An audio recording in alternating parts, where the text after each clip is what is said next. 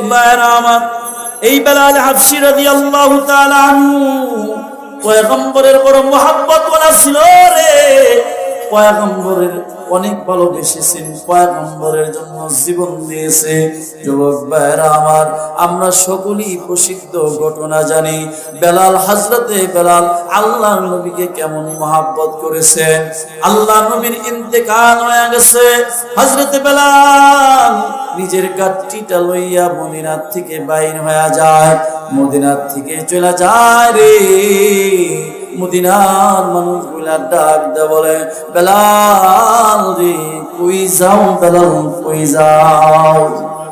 হযরতে বেলাল বলে, যেই মদিনায় আমার নবী, আমি বেলাল আগে আগে হাঁটতাম, আমার পিছনে পিছনে আমার পয়গম্বর হাঁটতো রে, আমার পয়গম্বর হাঁটতো, আমি বেলাল আগে আগে রাস্তা ক্লিয়ার করতাম, কাটা থাকলে আমি এটা পরিষ্কার করে দিতাম। আমার নবীর দুশমনেরা আমার নবীকে কষ্ট দেওয়ার জন্য রাস্তায় কাটা রেখে দিত, আমি বেলাল আগে আগে হাঁটতাম, আমার পায়ে কাটা বিদুক তা আমার নবীর পায়ে যেন না বিধে, এই জন্য আমি বেলাল আগে আগে হাঁটতাম, আমার পয়গম্বর আমার পিছনে পিছনে হাঁটতো, আমি বেলাল মসজিদে নববীতে আযান দিতাম, আমার পয়গম্বর ইমামতি করতো। দুনিয়ার মানুষ রে, আজকে নবী নাই রে, কার জন্য রে আমি মদিনায় থাকবো, যে নবীর জন্য আমি বেলাল মদিনায় থাকতাম, আমার নবী নাই রে, আমি বেলাল মদিনায় থাকবো না। হযরতে বেলাল মদিনার থেকে চলে গেছে। হযরতে বেলাল 6 মাস হয়ে যায়, মদিনার খবর নাই। আল্লাহর নবী স্বপ্নে যুগে বেলালকে ডাক দেখো, বেলাল কেমনে রে আমারে কইলা গেলি, এ বেলাল বহুদিন হয় আমার রওজায় আসোস না। বেলাল রে কত না দুনিয়ার হায়াতে মহব্বত করতি, কেন রে দূরে রইছু, একটু আয় না, আমি নবীর রওজা একটু জিয়ারতে আয়। হযরতে বেলাল আল্লাহর নবীকে স্বপ্নে দেখছে, পাগল হয়ে গেছে। হযরতে বেলাল মদিনার দিকে দৌড়াইতেছে। মদিনায় যখন বেলাল রাদিয়াল্লাহু তাআলা প্রবেশ করছে, হযরতে বেলালকে দেখা মদিনার ছোট ছোট বাচ্চারা পর্যন্ত দৌড় দিয়া বাড়িতে চলে গেছে। মাকে ডাকতে বলে, মা গো, মদিনায় দেখলাম রে বেলাল ফিরে আসছে, মারে বোধহয় আল্লাহর নবীও আসবে, লও না মা আমরা সবাই মদিনার মসজিদে যাই। সাহাবায়ে কেরাম আল্লাহর নবীর এত মহব্বত করছে, হযরতে বেলাল দেখা মদিনার ছোট ছোট বাচ্চারা নবীকে মনে করছে, নওজোয়ান যুবক, এই জমানায় নবী পাইবা না, নবীর ওয়ারাসাতুল আম্বিয়া, উলামায়ে হক, আহলে দিল, বুজুর্গ, যাদের চেহারা দেখলে নবী মনে পড়ে যায় রে। নবীর আখলাকটা কি মনে হয় এরকম ছিল, নবী মনে হয় এইভাবে কথা বলছে। শাইখুল হাদিস সাহেব বসা হাদিসের দর্শ দেন, মনে হয় যে এরকম আমার নবীর আখলাক ছিল। মদিনার ছোট্ট ছোট্ট বাচ্চারা নবীরে চিনল। এর যুবক, তুমি আমি নবী চিনলাম না রে, নবী বুঝলাম না, নবীর আদর্শ এখনো মানলাম না, কবে নবীরে চিনবো, কবে নবী বুঝবো রে, জিন্দেগি পার হয়ে যাবে তো নবী চিনবো না। মনে রাখো, হায়াতের মধ্যে নবী চিনবা না, আখিরাতে হাসরের ময়দানে নবী তোমারে আমারে চিনবে না। ছোট্ট ছোট্ট বাচ্চা কইলা বলে, মাগো, হযরতে বেলাল মদিনায় ফিরে আসছে রে মা, বোধহয় নবীও ফিরে আসবে, লও না আমরা মদিনার মসজিদে যাই। যুবক ভাইরা আমার, হযরতে বেলাল মসজিদে নববীতে ঢুকে গেছে। সাহাবায়ে কেরাম হযরতে বেলাল রে ঢুকছে, বেলাল তোমার কতদিন হয় আজান শুনি না, যাও না বেলাল আজান দিয়ে দাও। বেলাল রে তোমার জবানে কতদিন হয় আজানটা শুনি না, বেলাল রে আজান দাও না, বেলাল আজান দাও। হযরতে বেলালে হাফসি ডাক দেয়া বলে, না রে না না না, আমি বেলাল আজান দিব না। আমি বেলাল আজান দিলে আমার পয়গম্বর ইমামতি করছে, আমার পয়গম্বর ইমামতি করছে রে, আমি বেলালের আজানে আমার পয়গম্বর ইমামতি করছে, আমি আজান দিব, কিন্তু আমার নবী তো নাই, আমার নবী আর আসবে না, আমি বেলাল আজান দিব না। সকল সাহাবায়ে কেরাম অনেক আকুতি মিনতি করতেছে, কিন্তু না না বেলাল আজান দিবে না। কেন দিবে রে? বেলালের ভিতরে তো নবীর ইশক, নবীর মুহাব্বত। আরে আজান দিব তো নবী আসবে না, কেন আমি আজান দিব? এবার সাহাবায়ে কেরাম বলে, বুঝছি রে বেলাল এমনিতে আজান দিবে না, যাও না লাও না হাসান হুসাইনকে ধরি। হাসান হুসাইন যদি বলে রে বোধ হয় বেলাল মদিনার মসজিদে আজানটা দেয়া দিবি।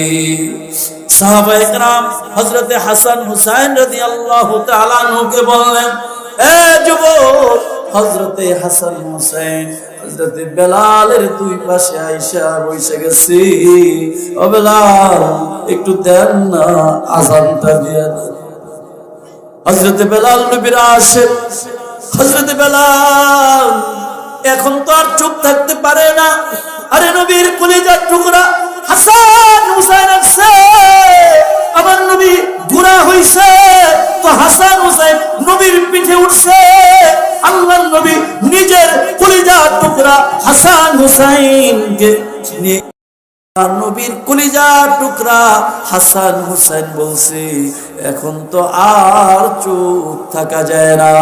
আবার যুবক ভাইরা, হযরতে বেলাল আজান দেয়া দিছে রে, মসজিদে নববী থেকে বেলালের আজানের কণ্ঠ শুই না মানুষ গুইলা দৌড়ায়া দৌড়ায় আসে রে, লনা যাই রে ওই মদিনায় যাই, বেলাল আজান দিছে রে, বোধহয় আমার পয়গম্বর আজকে মদিনার মসজিদে ইমামতি করবে।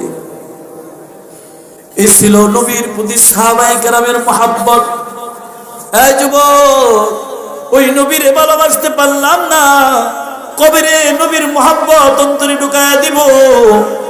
সাহাবায়ে কেরাম নবীর প্রেমে আসক্ত হইয়া পাগল হইয়া নিজের জীবনটা কুরবানি করছে, যুদ্ধের ময়দানে নিজেকে কুরবানি করে দিছে। তোমার আমার জীবন দিতে হয় না, রক্ত দিতে হয় না, শুধু নবীর সুন্নাহগুলা মানো, সুন্নতগুলা মানো। নবী বলে, কেউ যদি আমার একটা সুন্নতকে আদায় করে ফিতনা ফাসাদের জামানায় আল্লাহ তাআলা তার আমলনামায় ওই 100 শহীদের সওয়াব তার আমলনামায় দান করবে। সুবহানাল্লাহ। এইজন্য আমার যুবক ভাইরা, তালিমুল কুরআন, এই যে তালিমুল ইসলাম, তালিমুল কোরআন মহিলা মাদ্রাসা, আজকের এই বার্ষিক মাহফিল থেকে প্রতিজ্ঞা করি, ওয়াদা করি, জিন্দেগিতে অন্তত নবীর একটা সুন্নত মানব রে, একটা সুন্নত মেনে নিজের জীবনটাকে সুন্দর করব। এর যুবক, যুদ্ধের ময়দানে সাহাবায়ে কেরাম চলে গেছে। হযরতে খাব্বাব রাদিয়াল্লাহু তাআলা আনহু, হযরতে খুবাইব রাদিয়াল্লাহু তাআলা আনহু দ্বীনের জন্য শহীদ হইছে। আমিরুল মুমিনিন হযরত ওমর রাদিয়াল্লাহু তাআলা আনহু হযরতে খাব্বাব রাদিয়াল্লাহু তাআলা আনহুকে জিজ্ঞাসা করে, ও খাব্বাব, দুনিয়া মে হু দুনিয়া কা তলব गार नहीं हो,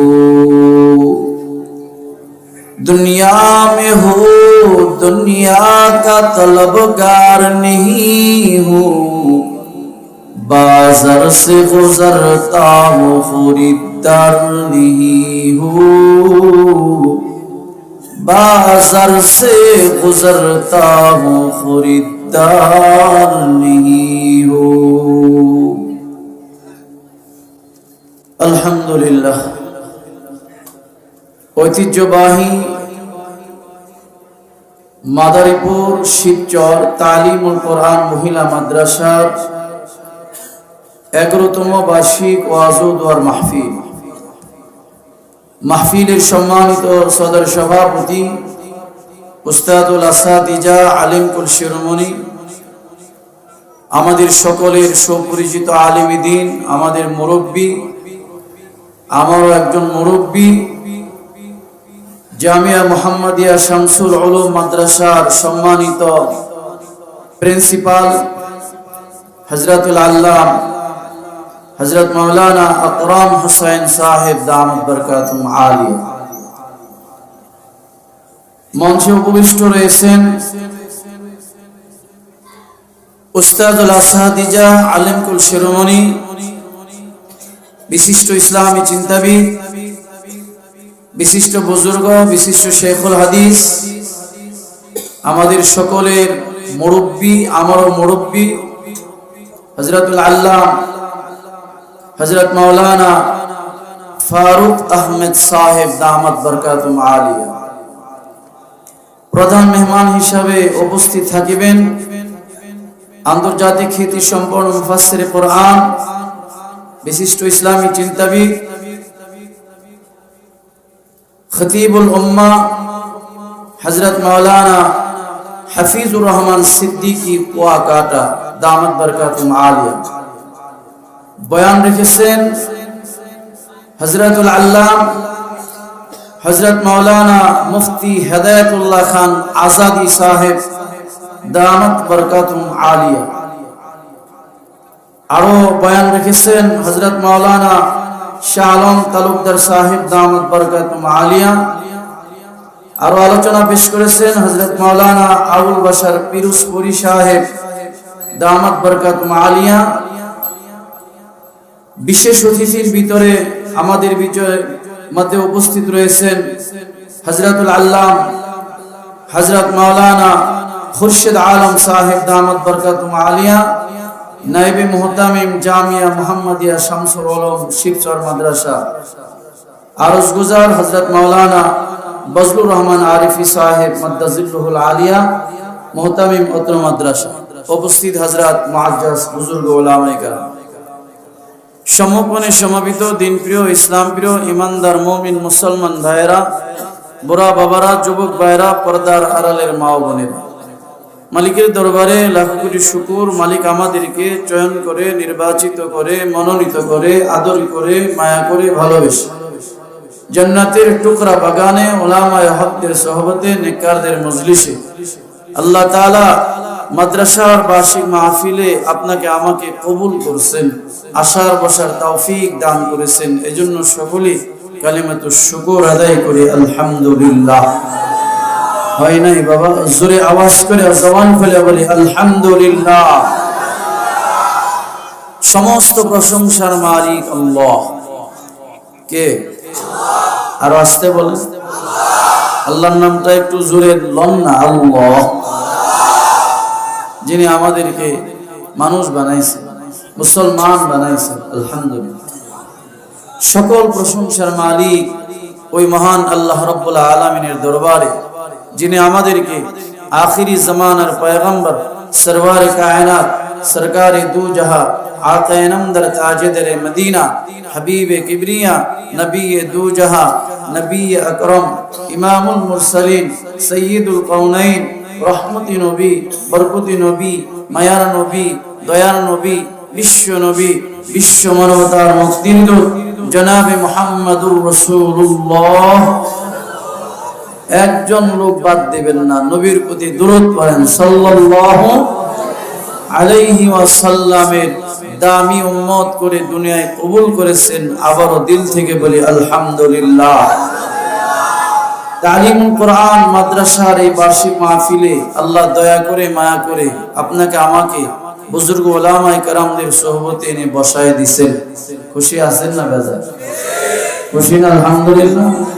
কারা কারা খুশি? আলহামদুলিল্লাহ। দুই হাত সোজা করেন, সোজা করেন, আলহামদুলিল্লাহ। জোরে বলেন আল্লাহু আকবার। আর জোরে বলেন আল্লাহু আকবার, আল্লাহু আকবার। আল্লাহ কবুল করে। আল্লাহ ওয়ালাদের সোহবতে আসছেন। হতে পারে আমাদের এই সোহবতকে কেন্দ্র করে, এখানে বসাকে কেন্দ্র করে আল্লাহ আপনার আমার জিন্দেগীর গুনাহ মাফ করতে। আমি নামাজি না, আল্লাহ আমারে নামাজি বানাই দিতে পারে। আমি সুন্নতওয়ালা নয়, আল্লাহ তাআলা এই বসাকে কেন্দ্র করে সুন্নতওয়ালা দামি উম্মত বানাইতে পারবে কিনা? পারে কিনা? কথা বলেন, পারে না? এই জন্য সোহবতের বড় দাম আজাদি শাহ হুজুর বয়ান করেছেন। উলামায়ে কেরাম, আল্লাহ ওয়ালা, আহলে দিল, বুজুর্গ যেখানে আসবে তো আমরা তিনাদের সোহবতে যাব, তিনাদের জবান থেকে দামি দামি কথা শুনব। ইনশাআল্লাহ হতে পারে জিন্দেগীর একটি কথা আপনার গোটা জিন্দেগি পরিবর্তন করে দেবে, পাল্টায় দেবে। যেমনি নাকি নবীর যুগের মানুষ সাহাবায়ে কেরাম নামাজ বুঝতেন না, আল্লাহ বুঝতেন না, দিন বুঝতেন না, নবী চিনতেন না, সঠিক তরিকা সিরাতুল মুস্তাকিম চিনতেন না। পয়গম্বরের দরবারে আসছেন, পয়গম্বরের হাতে বায়াত গ্রহণ করে এমন দামি মানুষ হইছেন, পৃথিবীর সর্বশ্রেষ্ঠ দামি মানুষ। কেমন মানুষ? কয় সকলেই একেবারে জান্নাতি মানুষ। জোরে বলেন সুবহানাল্লাহ। সাহাবায়ে কেরাম কি জান্নাতি না সবাই? এই কথা বলেন না। সাহাবায়ে কেরাম সকলেই জান্নাতি না, নাকি কোনো সমস্যা আছে? সাহাবায়ে কেরামের জিন্দেগি নিয়ে আলোচনা সমালোচনা করার কোনো সুযোগ আছে? সাহাবায়ে কেরামের জীবন নিয়ে যারা সমালোচনা করে, তাদের পূর্বের জিন্দেগি, ইসলাম গ্রহণ করার পূর্বের জিন্দেগি নিয়ে যারা সমালোচনা করে, তাদের ইমানের ভিতরে সমস্যা আছে না নাই? কথা বলেন না কেন? আছে না নাই? সাবধান। সাহাবায়ে কেরামের জীবন নিয়ে আলোচনা করা যাবে, আলোচনা মানা যাবে, আলোচনা শোনা যাবে, আমল করবে, কিন্তু ঈমান আনার পূর্বে তাদের সমালোচনা কি ছিল এগুলা বলার দরকার। আল্লাহ নবীর হাতে বায়াত গ্রহণ করে সাহাবায়ে কেরাম দামি মানুষ হয়ে গেছে। তদ্রূপ ভাবে আল্লাহ তাআলাও দুনিয়ার মানুষদেরকে জানায় দিলেন তার বন্ধুর মাধ্যমে। ও বন্ধু, আপনি উম্মতদেরকে বইলা দেন, জানায়া দেন যে আমি আল্লাহকে যদি ভালোবাসতে চায়, তাহলে তারা হায়াতের ভিতরে যেন আপনি নবীরে মানে, আপনি নবীর পথ অনুসরণ করে, আপনি নবীর সুন্নাহকে মানে, আপনি নবীর মোহাব্বত কলিজায় ঢোকায়া দেয়। যারা আপনি নবীরে ভালোবাসলো, আপনার সুন্নতকে মানলো, আমি আল্লাহ তাদেরকে ভালোবাসবো। শুধু ভালোবাসবো তাই নয়, আমি ওয়াদা দিলাম আমি এই সকল উম্মত বান্দা বান্দীকে মাফ করে দেব। সুবহানাল্লাহ। এই জন্য আগে নবীকে মোহাব্বত করতে হবে, নবীর দুরদিওয়ালা উম্মত হতে হবে। সাহাবায়ে কেরাম নিজের জীবনের চাইতে আল্লাহর নবীকে বেশি মোহাব্বত করছে। নিজের জিন্দেগির দিকে তাকায় নাই, নিজের বিবি বাচ্চার দিকে তাকায় নাই। সাহাবায়ে কেরাম নিজের জীবনের চাইতে নবীকে ভালোবাসছে।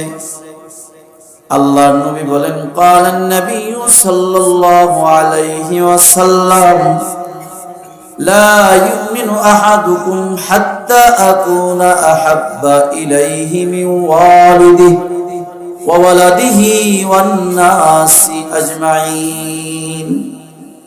যতক্ষণ পর্যন্ত তোমার মা বাবা, তোমার ছেলে সন্তান, স্ত্রী পুত্র, দুনিয়ার সকল মানুষের চাইতে আমি নবীকে বেশি মোহাব্বত না করবা, তো তুমি খাঁটি ইমানদার হতে পারবা না। আল্লাহর পয়গম্বরের সাহাবী হযরত ওমর রাদিয়াল্লাহু তাআলা আনহু হাদিস শুনে আল্লাহর নবীকে বলেন, নবী গো, আমি উমর আমার ছেলে সন্তান, আমার মা বাবা সবকিছুর চাইতেও বেশি মহাব্বত করি, কিন্তু পয়গম্বর আমি ওমরের জিন্দেগির চাইতে মহাব্বত করি না। নবী কয়, ওমর এখনো তুমি পূর্ণাঙ্গ ঈমানদার হতে পারো না। হযরত ওমর রাদিয়াল্লাহু তাআলা আনহু অল্প কিছুক্ষণের পর আবার বলেন, ওগো পয়গম্বর, আমি উমর আমার জিন্দেগির চাইতে এখন আপনি নবীকে বেশি মহব্বত করি। সুবহানাল্লাহ। আল্লাহর নবী বলে, ওমর এখন তুমি পূর্ণাঙ্গ ঈমানদার হইলা। যারা আমি নবীকে তাদের সব কিছুর চাইতে বেশি মহব্বত করবে, তো তারাই ঈমানে কামিল হয়ে যাবে, পরিপূর্ণ ঈমানদার হিসাবে গৃহীত। জোরে বলেন সুবহানাল্লাহ। এজন্য আমরা যারা রাজনীতি করি, আমরা যারা ব্যবসা বাণিজ্য করি, আমরা যারা বিভিন্ন উঁচু উঁচু লেভেলের ইউনিভার্সিটিতে লেখাপড়া করি, আমাদের ঈমান যে কতটুকু কি আছে এটা নিজেরাই বোঝা যায়, নিজেরা একটু টেস্ট করলে বোঝা যায়। নবীর সুন্নাত আমার সামনে অপমান, নবীকে অপমান করে বসের সামনে তো কিছু বলা যায় না। আরে আমি বসের চাকরি করি, আমি যদি এর প্রতিবাদ করি তো আমার চাকরিটা তো যায়। কথা বলেন ঠিক না? তাহলে বোঝা গেল যুবক, তোমার আমার ভিতরে তোমার আমার চাকরির দাম বেশি, নবীর দাম কম। তোমার আমার ভিতরে তোমার আমার বসের দাম বেশি, নবীর ইজ্জতের দাম কম। না যুবক, না না, নবীর মহাব্বত অন্তরে বেশি যার থাকবে, তো বসের সামনে হোক, নেতা নেত্রীর সামনে হোক, নবী নিয়া সমালোচনা করবে, নবীর সুন্নতকে নিয়া কটূক্তি করবে। নবীর উম্মত কোনদিন সে ঠিক থাকতে পারবে না, এর প্রতিবাদ অবশ্যই সে করবে। এ যুবক ভাইরা আমার, আল্লাহর পয়গম্বরের দরবারে সাহাবায়ে কেরাম নিজের জীবনকে উৎসর্গ করেছে, দিনকে বেশি মহব্বত করেছে, আল্লাহকে ভালোবাসছে। আল্লাহর মহব্বত দিল বোঝায়। ওই যে হযরত বেলাল হাবশী রাদিয়াল্লাহু তাআলা আনহু, একজন কালো মানুষ ছিলেন, হাবশা দেশের মানুষ। চেহারা তো সুন্দর ছিল না, নাকটা একেবারে বেটা বোচা বোচা ছিল, চেহারা দেখতে অত সুন্দর ছিল না রে। কিন্তু বেলাল আল্লাহর কাছে এত দামি। হযরত বেলাল গোপনে গোপনে আল্লাহর নবীর দরবারে যায়, আল্লাহর নবীর হাতে বায়াত গ্রহণ করে কালেমা পড়ে মুসলমান হয়ে গেছে। বেলালের মুনিব কয়, আরে বেলাল, শুনতে পারলাম আব্দুল্লাহর গোলাম মুহাম্মদের হাতে কালেমা পড়ে মুসলমান হয়ে গেছো, কথা কি সঠিক বেলাল?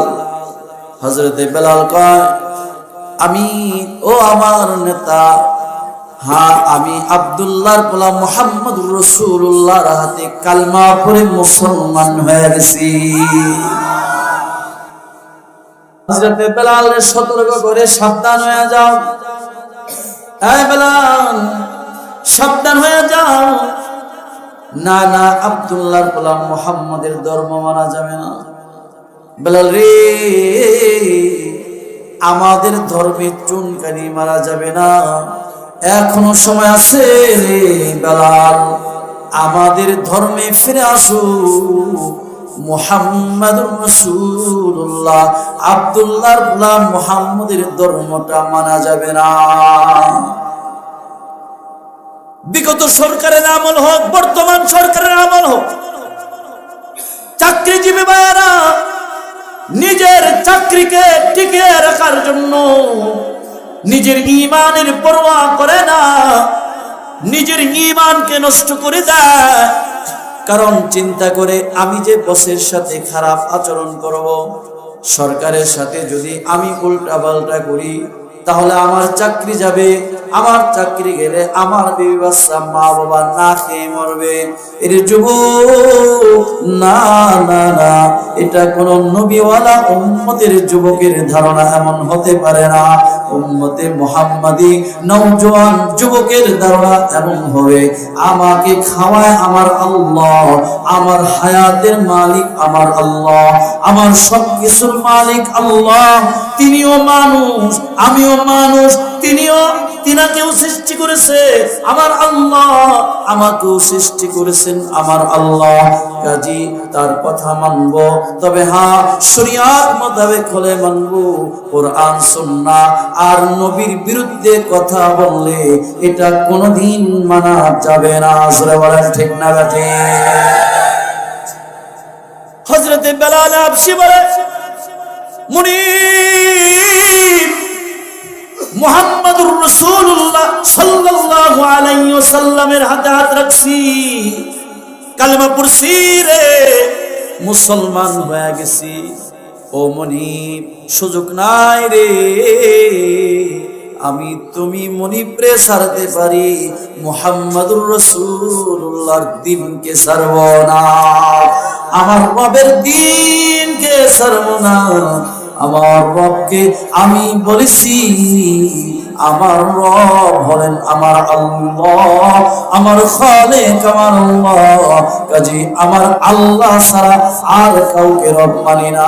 মুহাম্মদুর রাসূলুল্লাহ আমার পয়গম্বর, আমি নবীর জন্য আমি বেলাল জীবন দিতেও রাজি। সুবহানাল্লাহ।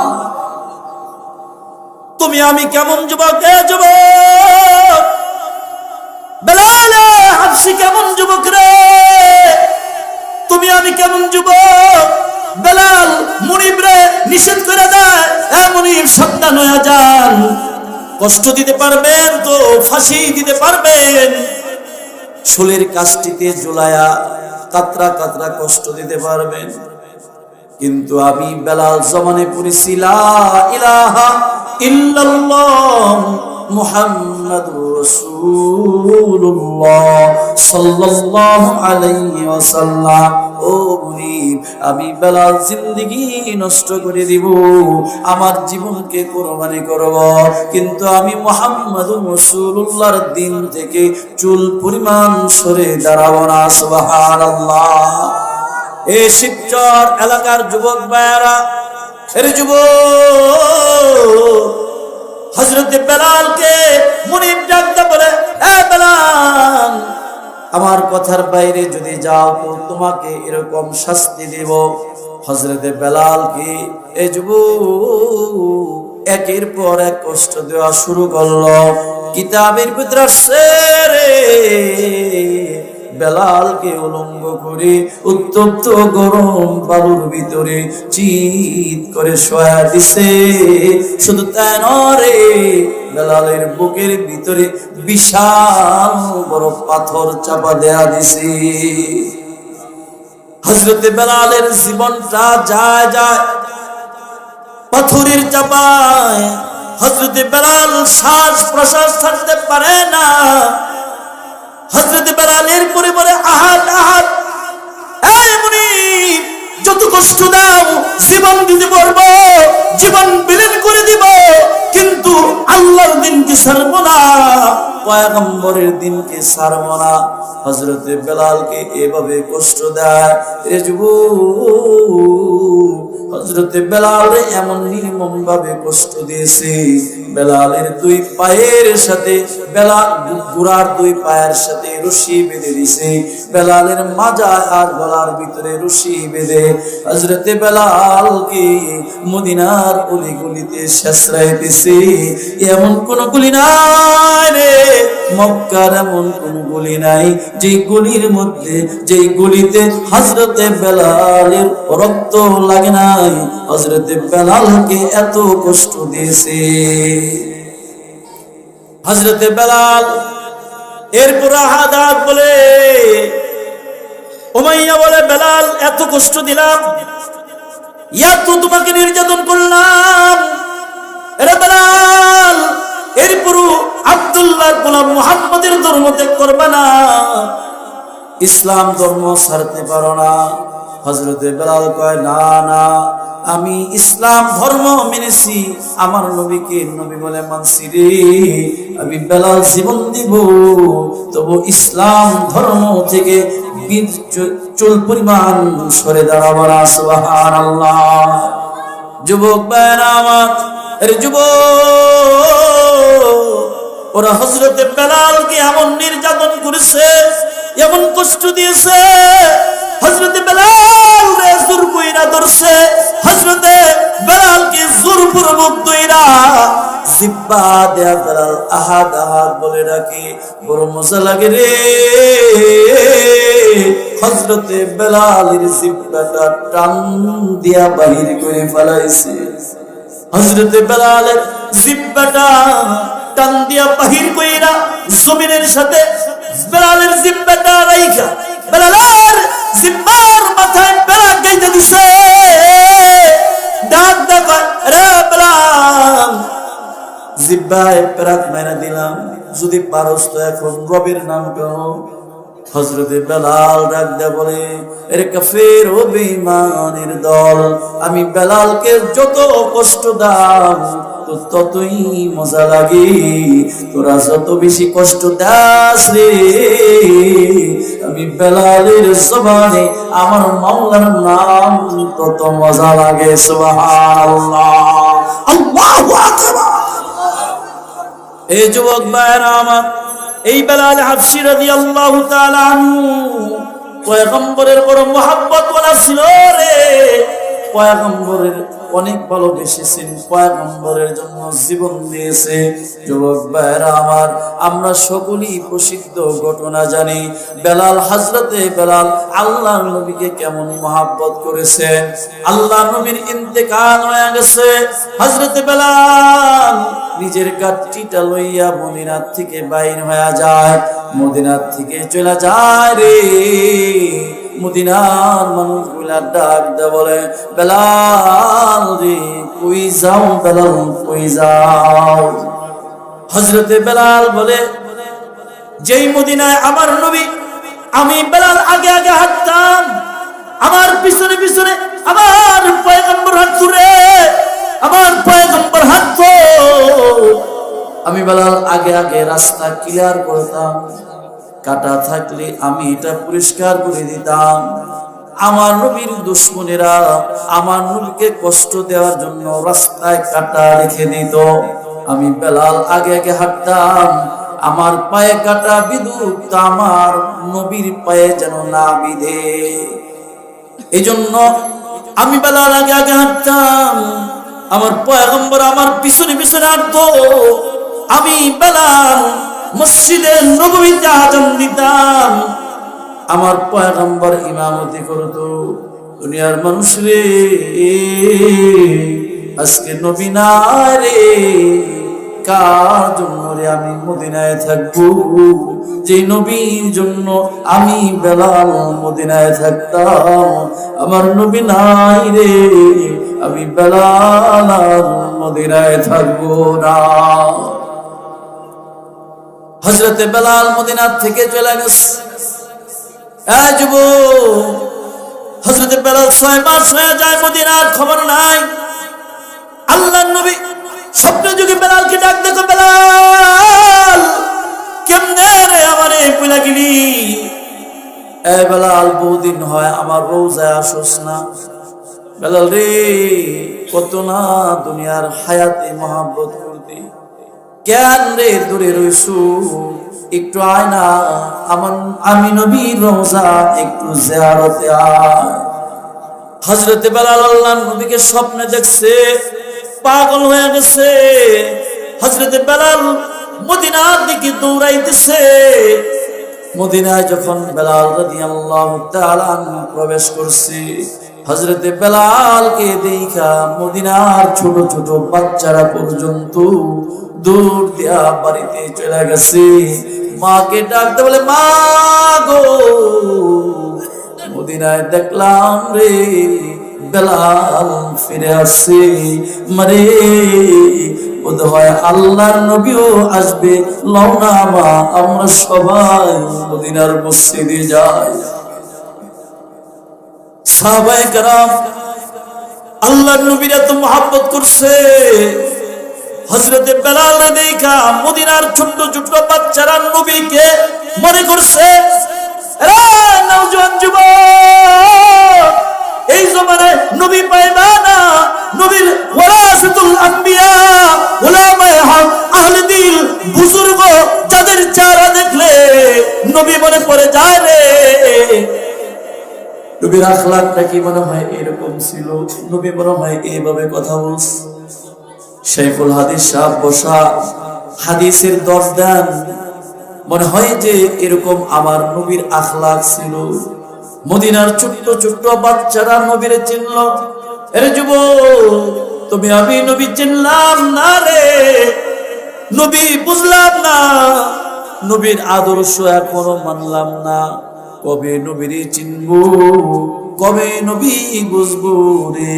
জিন্দেগি পার হয়ে যাবে তো নবী চিনবো না। মনে রাখো হায়াতের মধ্যে নবী চিনবা না, আখিরাতে হাসরের ময়দানে নবী তোমারে আমারে চিনবে না। ছোট্ট ছোট্ট বাচ্চা কইলা বলে মাগো হযরতে বেলাল মদিনায় ফিরে আসছে রে মা, বোধ হয় নবীও ফিরে আসবে, লও না আমরা মদিনার মসজিদে যাই। যুবক ভাইরা আমার, হযরতে বেলাল মসজিদে নববীতে ঢুকে গেছে। সাহাবায়ে কেরাম হযরতে বেলাল রে ডাকছে, বেলাল তোমার কতদিন হয় আজান শুনি না, যাও না বেলাল আজান দিয়ে দাও। বেলাল রে তোমার জবানে কতদিন হয় আজানটা শুনি না, বেলাল রে আজান দাও না, বেলাল আজান দাও। হযরতে বেলালে হাফসি ডাক দেয় বলে না রে না না না, আমি বেলাল আজান দিব না। আমি বেলাল আজান দিলে আমার পয়গম্বর ইমামতি করছে, আমার পয়গম্বর ইমামতি করছে রে, আমি বেলালের আজানে আমার পয়গম্বর ইমামতি করছে, আমি আজান দিব, কিন্তু আমার নবী তো নাই, আমার নবী আর আসবে না, আমি বেলাল আজান দিব না। সকল সাহাবায়ে কেরাম অনেক আকুতি মিনতি করতেছে, কিন্তু না না বেলাল আজান দিবে না। কেন দিবে রে? বেলালের ভিতরে তো নবীর ইশক, নবীর মুহাব্বত। আরে আজান দিবা তো নবী আসবে না, কেন আমি আজান দিব? এবার সাহাবায়ে কেরাম বলে বুঝছি রে, বেলাল এমনিতে আজান দিবে না, যাও না লাও না হাসান হুসাইনকে ধরি। হাসান হুসাইন যদি বলে রে বোধ হয় বেলাল মদিনার মসজিদে আজানটা দেয়া দিবি। সাহাবায়ে কেরাম হযরতে হাসান হুসাইন রাদিয়াল্লাহু তাআলা আনহুকে বললেন, এ যুবক হযরতে হাসান হুসাইন হযরতে বেলালের দুই পাশে আয়েশা বসে গেছে, ও বেলাল একটু দেন না আজানটা দিয়া দেন। হযরতে বেলাল নবীর আশিক, হযরতে বেলাল এখন তো আর চুপ থাকতে পারে না। আরে নবীর কলিজার টুকরা হাসান হুসাইন আছে, আমার নবী গুনাহ হইছে তো হাসান হুসাইন নবীর পিঠে উঠছে। আল্লাহর নবী নিজের কলিজার টুকরা হাসান হুসাইনকে নিয়ে, নবীর কলিজার টুকরা হাসান হুসাইন বলছে এখন তো আর চুপ থাকা যায় না।